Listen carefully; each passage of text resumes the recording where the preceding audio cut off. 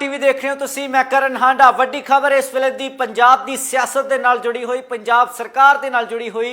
Punjab cabinet दा विस्तार होण जा रहा। चर्चावां कई तरीके दीयां चल रही सी, पर हुण जो सूत्रां दे हवाले तो जानकारी सामने आ रही है कि पंजाब कैबिनेट दा विस्तार जल्द हो सकदा है ते कैबिनेट दे विच कई नवे चेहरे शामिल होणगे। कुल 6 नवे चेहरे कैबिनेट दे विच शामिल हो सकते हैं। पंजाब सरकार का कैबिनेट विस्तारिया जाएगा, 6 नवे चेहरे शामिल होंगे। इस तो पहला पंजाब के साबका सेहत मंत्री विजय सिंगला नूं अहुदे तो बर्खास्त किया गया, उन्होंने पर्चा करके कार्रवाई भी की गई क्योंकि भ्रष्टाचार के दोष लगे। टेंडर देने के बदले जो करोड़ों का टेंडर दिता जाता सी तो उसदे विचों कई प्रतिशत रिश्वत वजों वसूल रहा सी विजय सिंगला। तो उस तो बाद सीएम मान दे कहने के उत्ते एक स्टिंग किया जाता है, जिस तो बाद ये सारी कार्रवाई होंदी है। फिलहाल विजय सिंगला कानूनी कार्रवाई के अधीन है, पर उधर ही पंजाब कैबिनेट का विस्तार होने जा रहा है। कल नूं दिल्ली गए सी, खास तौर पर सीएम मान आप सुप्रीमो अरविंद केजरीवाल के नाल मुलाकात की गई सी। तो चर्चावां पहला भी यही सी कि आप सुप्रीमो के नाल इस मुलाकात दे विच कई सारे अहम मसलों के उत्ते चिंतन किया जा सकता है। वो मसले पंजाब के लोगों को चोण प्रचार वेले दित्तियां गई गारंटियां नूं किस तरीके पूरा करना है, यह भी मसला सी।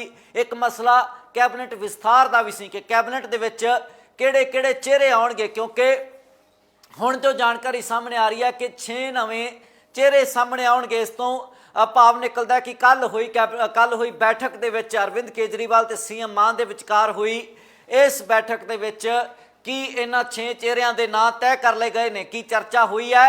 तो हुण जल्द इसे ही महीने दे विच जो जानकारी आ रही है कि इसे ही महीने दे विच महज कुछ दिनों के विच कैबिनेट विस्तारिया जाएगा, नवे चेहरे कैबिनेट दे विच शामिल होणगे। तो फिर सीएम मान की कैबिनेट पूरी मन्नी जाएगी, क्योंकि हले भी सस्पेंस बनया होया है कि किस चेहरे नूं दाखिल किया जाएगा। तो फिर किहड़े-किहड़े चेहरे नूं किहड़ा-किहड़ा पोर्टफोलियो दिता जाएगा, किहड़ा-किहड़ा मंत्रालय किस-किस चेहरे नूं दिता जाएगा। तो पहला भी ये गल अक्सर कही गई है, खास करके संगरूर जिमनी चोणों तो बाद कई सारे विधायकों की, कई सारे वर्करां की किते ना किते नाराज़गी चल रही सी वख-वख मसलिਆਂ ਨੂੰ लैके।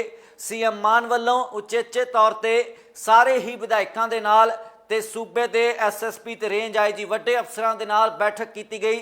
अफसरां नूं खास तौर पर हदायतां जारी होईयां, विधायकों नूं भरोसा दिता गया कि विधायकों ते वर्करां दे नाल तालमेल दे विच अफसरशाही काम करेगी। तो पंजाब सरकार हले अपनी कार्यशैली बनाउण दी कोशिश कर रही है, जिस दे विच कई तरीके दीयां मुश्किलां भी आईयां, पर बीते दिन तो ही कई सारे चोण वादे पूरे होंदे नज़र आ रहे हैं। जिवें कि 300 यूनिट फ्री बिजली लोगों को जो कि वादा किया गया सी, पंजाबियों को कल 1 जुलाई तो दे दी गई है। तो नाल दी नाल नवीं आबकारी नीति भी लागू करने का फैसला जिहड़ा कि वो मान सरकार वालों किया गया। तो जिथे चोण वादे कई सारे पूरे हो रहे हैं, उत्थे ही किते ना किते ये भी बनया होया कि लगातार कैबिनेट दे विच जिहड़े चेहरे आने ने उन्होंने लैके सस्पेंस भी कायम है कि वो किहड़े चेहरे होणगे। इस बार आम आदमी पार्टी किन्ना विधायकों के उत्ते या किन्ना सियासतदानों के उत्ते दा खेडेगी। पहला विजय सिंगला नूं अहुदे तो बर्खास्त करना पिया, कार्रवाई करनी पई, क्योंकि भ्रष्टाचार के दोष विजय सिंगला के उत्ते साबित हो गए सी। मानसा तो सिद्धू मूसेवाला नूं हरा के चोण मैदान फतेह किया सी, विधायक बने सी, फिर मंत्री बना दिता गया, पर भ्रष्टाचार के दोष लग रहे हैं। तो कैबिनेट के विच एक थां खाली तो विजय सिंगला ने कर दी सी, पर पहला भी कैबिनेट पूरा नहीं सी। तो हुण 6 नवे चेहरे कैबिनेट के विच शामिल होणगे, जिस तो बाद पंजाब सरकार का कैबिनेट पूरा मन्ना जाएगा। तो लगातार जिहड़ा कि सस्पेंस कायम है, पर हुण जो सूत्रां दे हवाले तो जानकारी आ रही है 6 नवे चेहरे शामिल होणगे। इसे ही महीने होवेगा पंजाब कैबिनेट का विस्तार, कानूनी कार्रवाई के अधीन है, पर उधर ही पंजाब कैबिनेट का विस्तार होने जा रहा है। कल नूं दिल्ली गए सी, खास तौर पर सीएम मान आप सुप्रीमो अरविंद केजरीवाल के नाल मुलाकात की गई सी। तो चर्चावां पहला भी यही सी कि आप सुप्रीमो के नाल इस मुलाकात दे विच कई सारे अहम मसलों के उत्ते चिंतन किया जा सकता है। वो मसले पंजाब के लोगों को चोण प्रचार वेले दित्तियां गई गारंटियां नूं किस तरीके पूरा करना है, यह भी मसला सी। एक मसला कैबिनेट विस्तार का भी सी कि कैबिनेट दे विच किहड़े-किहड़े चेहरे आउणगे, क्योंकि हुण जो जानकारी सामने आ रही है कि 6 नवे चेहरे सामने आउणगे। इस तो ਭਾਵ ਨਿਕਲਦਾ ਕਿ ਕੱਲ ਹੋਈ ਬੈਠਕ ਦੇ ਵਿੱਚ ਅਰਵਿੰਦ ਕੇਜਰੀਵਾਲ ਤੇ ਸੀਐਮ ਮਾਨ ਦੇ ਵਿਚਕਾਰ ਹੋਈ ਇਸ ਬੈਠਕ ਦੇ ਵਿੱਚ ਕੀ ਇਹਨਾਂ 6 ਚਿਹਰਿਆਂ ਦੇ ਨਾਂ ਤੈਅ ਕਰ ਲਏ ਗਏ ਨੇ, ਕੀ ਚਰਚਾ ਹੋਈ ਹੈ।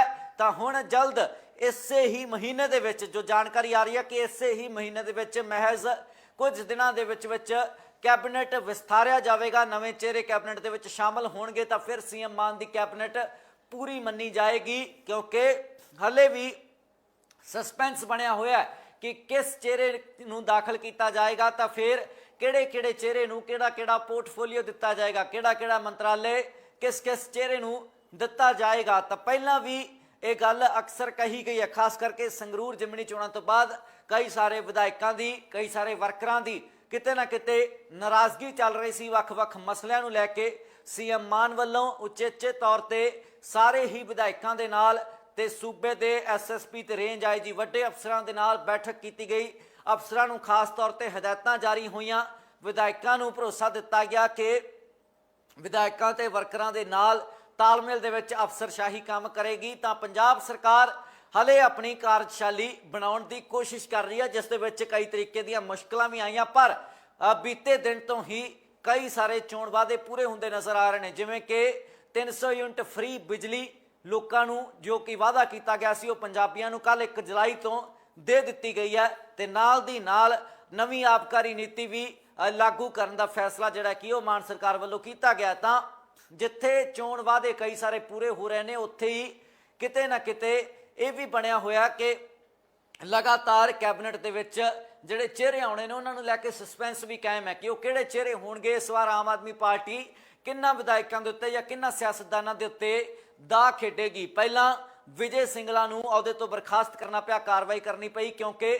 ਭ੍ਰਿਸ਼ਟਾਚਾਰ ਦੇ ਦੋਸ਼ ਵਿਜੇ ਸਿੰਗਲਾ ਦੇ ਉੱਤੇ ਸਾਬਤ ਹੋ ਗਏ ਸੀ। ਮਾਨਸਾ ਤੋਂ ਸਿੱਧੂ ਮੂਸੇਵਾਲਾ ਨੂੰ ਹਰਾ ਕੇ ਚੋਣ ਮੈਦਾਨ ਫਤਿਹ ਕੀਤਾ ਸੀ, ਵਿਧਾਇਕ ਬਣੇ ਸੀ, ਫਿਰ ਮੰਤਰੀ ਬਣਾ ਦਿੱਤਾ ਗਿਆ, ਪਰ ਭ੍ਰਿਸ਼ਟਾਚਾਰ ਦੇ ਦੋਸ਼ ਲੱਗਦੇ ਨੇ ਤਾਂ ਕੈਬਨਿਟ ਦੇ ਵਿੱਚ ਇੱਕ ਥਾਂ ਖਾਲੀ ਤਾਂ ਵਿਜੇ ਸਿੰਗਲਾ ਨੇ ਕਰ ਦਿੱਤੀ ਸੀ, ਪਰ ਪਹਿਲਾਂ ਵੀ ਕੈਬਨਿਟ ਪੂਰਾ ਨਹੀਂ ਸੀ। ਤਾਂ ਹੁਣ 6 ਨਵੇਂ ਚਿਹਰੇ ਕੈਬਨਿਟ ਦੇ ਵਿੱਚ ਸ਼ਾਮਲ ਹੋਣਗੇ, ਜਿਸ ਤੋਂ ਬਾਅਦ ਪੰਜਾਬ ਸਰਕਾਰ ਦਾ ਕੈਬਨਿਟ ਪੂਰਾ ਮੰਨਿਆ ਜਾਏਗਾ ਤੇ ਲਗਾਤਾਰ ਜਿਹੜਾ ਕਿ ਸਸਪੈਂਸ ਕਾਇਮ ਹੈ। ਪਰ ਹੁਣ ਜੋ ਸੂਤਰਾਂ ਦੇ ਹਵਾਲੇ ਤੋਂ ਜਾਣਕਾਰੀ ਆ ਰਹੀ ਹੈ 6 ਨਵੇਂ ਚਿਹਰੇ ਸ਼ਾਮਲ ਹੋਣਗੇ, ਇਸੇ ਹੀ ਮਹੀਨੇ ਹੋਵੇਗਾ ਪੰਜਾਬ ਕੈਬਨਿਟ ਦਾ ਵਿਸਥਾਰ। ਕਾਨੂੰਨੀ ਕਾਰਵਾਈ ਦੇ ਅਧੀਨ ਹੈ, ਪਰ ਉਧਰ ਹੀ ਪੰਜਾਬ ਕੈਬਨਿਟ ਦਾ ਵਿਸਥਾਰ ਹੋਣ ਜਾ ਰਿਹਾ। ਕੱਲ ਨੂੰ ਦਿੱਲੀ ਗਏ ਸੀ, ਖਾਸ ਤੌਰ ਤੇ ਸੀਐਮ ਮਾਨ ਆਪ ਸੁਪਰੀਮੋ ਅਰਵਿੰਦ ਕੇਜਰੀਵਾਲ ਦੇ ਨਾਲ ਮੁਲਾਕਾਤ ਕੀਤੀ ਗਈ ਸੀ। ਤਾਂ ਚਰਚਾਵਾਂ ਪਹਿਲਾਂ ਵੀ ਇਹੀ ਸੀ ਕਿ ਆਪ ਸੁਪਰੀਮੋ ਦੇ ਨਾਲ ਇਸ ਮੁਲਾਕਾਤ ਦੇ ਵਿੱਚ ਕਈ ਸਾਰੇ ਅਹਿਮ ਮਸਲਿਆਂ ਦੇ ਉੱਤੇ ਚਿੰਤਨ ਕੀਤਾ ਜਾ ਸਕਦਾ ਹੈ। ਉਹ ਮਸਲੇ